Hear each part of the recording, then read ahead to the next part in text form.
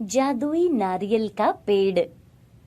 दो आदमी नारियल के पेड़ से नारियल उतार रहे थे। आज के लिए इतने नारियल बहुत हैं, बाकी के कल देखते हैं। हाँ हाँ ठीक है, अब जल्दी चलते हैं और इन्हें बाजार में बेच देते हैं, नहीं तो सेठ जी आज के पैसे काट लेंगे। राजू और रमेश नारियल बोरियों में भरते हैं और उन्हें बाजार में बेचने चले जाते हैं। शाम तक नारियल बेचकर वो सेठ के घर आते हैं। सेठ जी, हम नारियल बेच कर आ गए। हाँ, आ गए। आज कितने पैसे लेकर आए हो? जल्दी इधर दो। रमेश और राजू सेठ जी को सारे पैसे देते हैं। तभी सेठ की पत्नी वहां आती है। इस बार मुझे सारे पैसे चाहिए। मुझे अपनी बहन के साथ बाजार जाना है, कुछ सामान लेने के लिए। अभी तुम कल ही तो गई थी, तुम अंदर जाओ, मैं देखता हूँ। गोपी गुस्से से अंदर चली जाती है।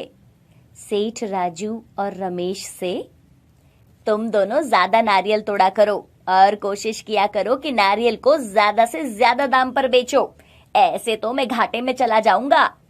सेठ जी, अगर नारियल के दाम बढ़ा देंगे तो लोग हमसे नहीं, दूसरों से नारियल पानी खरीदेंगे। अरे ठीक है, अब तुम मुझे मत सिखाओ, जल्दी चाय पी लो और फिर ये जो नारियल सूख रहे हैं उन्हें तोड़कर गोदाम में रख दो।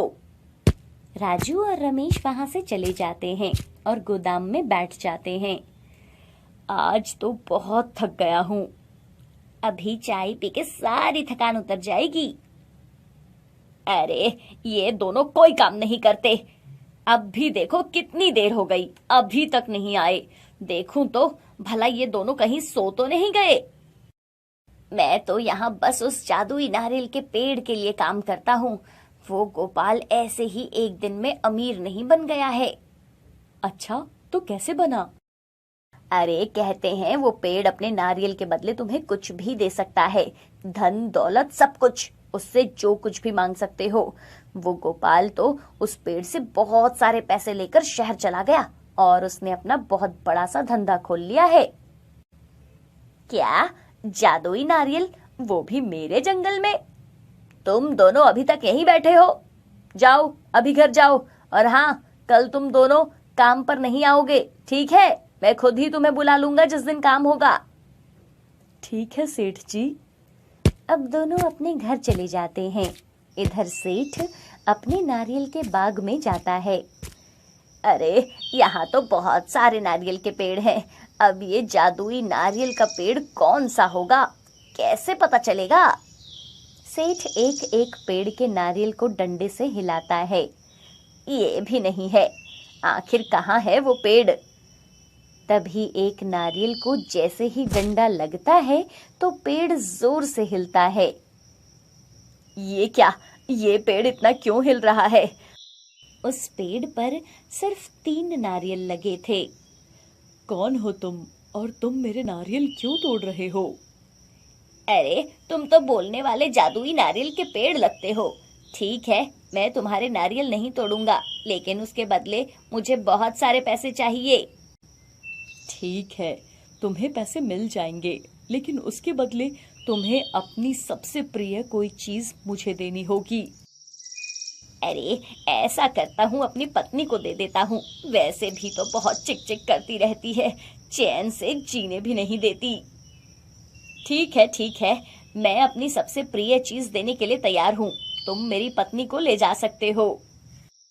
पेड़ अपनी जादुई शक्ति से एक बड़ी सी पैसे की पोटली सेठ को दे देता है। जादुई पेड़, तुम्हारा बहुत बहुत धन्यवाद, तुम तो सच में बहुत बड़े जादुई पेड़ हो। सेठ खुशी खुशी पैसे की पोटली लेकर घर जाता है। अरे ओ भाग्यवान, देखो तो मैं क्या लेकर आया हूँ।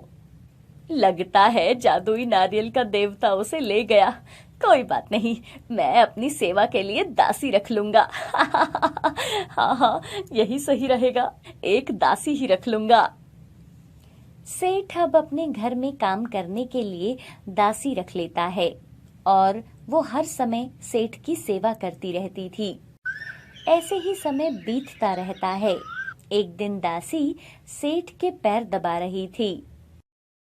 मुझे अभी और धन चाहिए। जाओ मेरे लिए पालकी तैयार करवाओ। मुझे जंगल जाना है अपने नारियल के पेड़ को देखने। मैं अभी करवा देती हूँ महाराज। और सेठ पालकी में जंगल की ओर चल पड़ता है। बस बस यहीं रोक दो, तुम सब यहीं रुको, मैं अभी आता हूँ। सेठ उस जादुई नारियल के पेड़ के पास पहुंच जाता है और डंडे से नारियल तोड़ने लगता है। रुको, तुम फिर से आ गए। देखो जादुई नारियल, मेरे पैसे खत्म हो रहे हैं, मुझे इस बार और पैसे चाहिए। ठीक है, लेकिन तुम्हें याद है उसके बदले तुम्हें भी कुछ देना होगा। हाँ हाँ, तुम्हें जो चाहिए ले लो। वैसे भी अब ये मेरी पत्नी तो ले चुका है, अब मेरे पास ऐसा कुछ नहीं है। तुम्हें अपनी दोनों टांगे मुझे देनी होंगी। क्या टांगे? ठीक है, वैसे भी चलने की जरूरत ही क्या है, मेरे पास तो बहुत सेवक हैं। ये लो, मेरी टांगे ले लो। जादुई नारियल उसको पेड़ से 2 पोटली पैसों की दे देता है। जैसे ही सेठ पैसों की पोटली पकड़ता है, वह जमीन पर गिर जाता है और उसकी दोनों टांगें गायब हो चुकी थी। सेठ जोर से अपने लोगों को बुलाता है। सेवक, अरे सेवक, जल्दी आओ यहाँ। सेवक सेठ को उठाकर पालकी में बिठाते हैं। दासी सेठ को ऐसे देखकर हंसती है।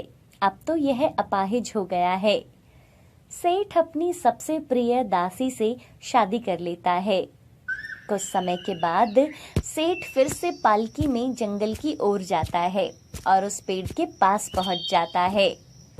मुझे इस पेड़ के पास बिठा दो और तुम सब यहाँ से दूर रुको, मैं तुम्हें बुला लूंगा।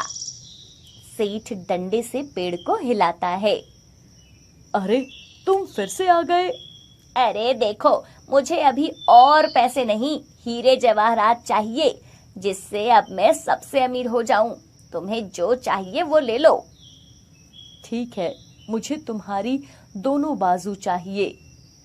ठीक है, ले लो, मेरे पास तो सेवक हैं मेरी मदद करने के लिए। पेड़ हीरे जवाहरात से भरे घड़े सेठ को दे देता है और सेठ अपनी दोनों बाजुएं भी खो देता है।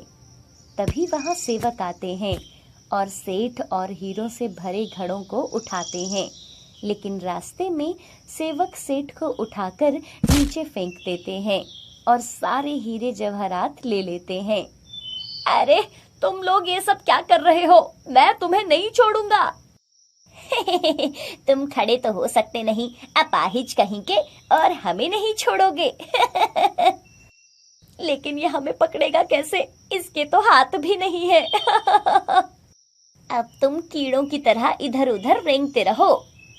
और सेवक उसके सारे हीरे जवाहरात वहां से ले जाते हैं और सेठ जमीन पर कीड़ों की तरह पड़ा हुआ था और रोने लगता है। हे भगवान, ये मैंने क्या कर दिया? लालच में आकर जो मेरी सबसे कीमती चीजें थी वही मैंने गंवा दी। तो देखा आपने कि लालच में आकर हम वो सब कुछ खो देते हैं जिसकी कीमत उस धन से कहीं ज्यादा होती है, जो कि हमें बाद में पता चलती है।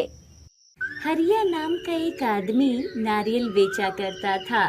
वो हर सुबह भगवान का धन्यवाद करता, फिर अपने माता पिता से मिलकर उनका आशीर्वाद लेता और फिर नारियल बेचने जाता था। एक दिन हर रोज की तरह हरिया ने नारियल पानी की ठेली लगाकर उसमें वो नारियल पानी बेच रहा था। तभी वहाँ एक भिखारन आती है। एक आइसक्रीम दे दो।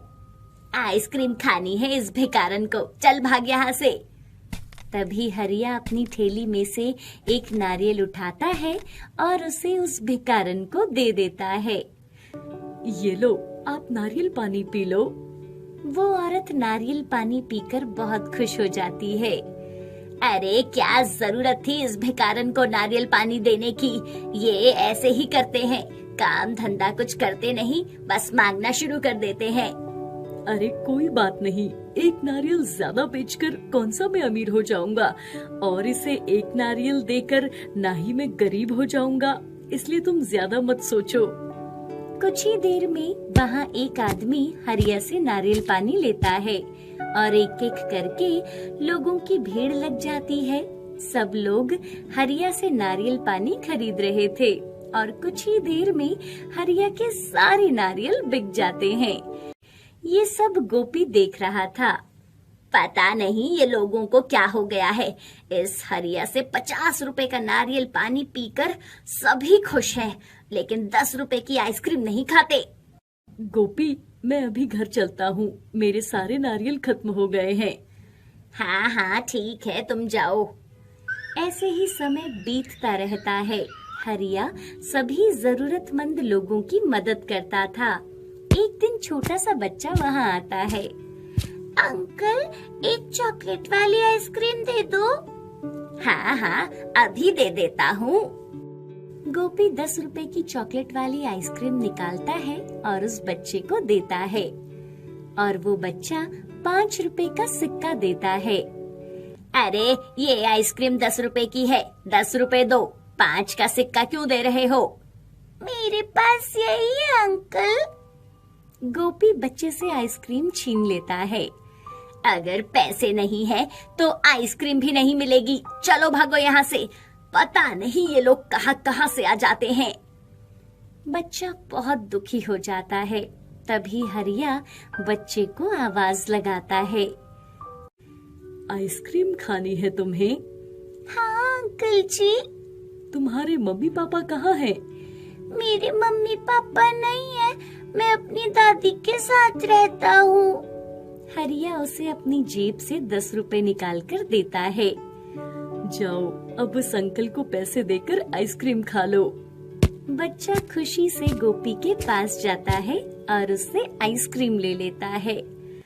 देख हरिया, तेरी वजह से यहाँ भिखारी बच्चे सब फ्री में चीजें मांगने आ जाते हैं, क्योंकि तूने इन सबको सर पर चढ़ाया हुआ है।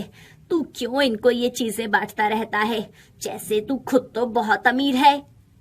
हरिया हंसने लगता है और कुछ नहीं बोलता, लेकिन गोपी को हरिया के ऊपर बहुत गुस्सा आ रहा था।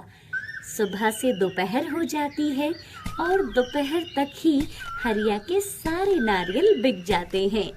इधर गोपी की अभी 1-2 आइसक्रीम ही बिकी थी। इस हरिया का तो कुछ करना पड़ेगा, इसकी वजह से लोग आइसक्रीम नहीं खाते, इसी से नारियल पानी पीते हैं। रात हो जाती है। हरिया अपनी नारियल से भरी ठेली अच्छे से ढककर घर के बाहर खड़ा कर देता है। रात को गोपी वहां आता है और नारियल से भरी ठेली को वहां से लेकर जाता है। जब सुबह हरिया उठता है और घर के बाहर वो देखता है कि वहां नारियल की ठेली नहीं थी। हे भगवान, मेरी ठेली कहाँ चली गई? हरिया के माँ बाप भी बाहर आते हैं। हे भगवान, मेरे बेटे की थैली कहाँ चली गई? तुम दोनों परेशान मत हो, भगवान सब ठीक कर देंगे। हरिया बहुत परेशान हो जाता है। इधर गोपी जब सोकर उठता है आज तो मेरी ही आइसक्रीम बिकेगी, आज वो ठेली वाला नारियल वाला हरिया तो नहीं आएगा। हरिया एक पेड़ के नीचे बैठा था, तभी वहाँ एक बच्चा आता है। अंकल क्या हुआ, आप नारियल पानी नहीं बेच रहे? नहीं बेटा, मेरी नारियल से भरी ठेली रात को चोरी हो गई। ये लो, आप मेरी ठेली ले लो। हरिया हंसने लगता है। बेटा, ये तो खिलौना है, इसका मैं क्या करूँगा, इसे तो अपने खेलने के लिए रख लो। नहीं अंकल जी, ये मेरी जादुई ठेली है जो मुझे एक दिन मिली थी। देखना, आपके साथ सब कुछ अच्छा होगा। हरिया उस खिलौने को लेकर अपने घर आता है और अपने कमरे में रख देता है। रात को सब सो जाते हैं।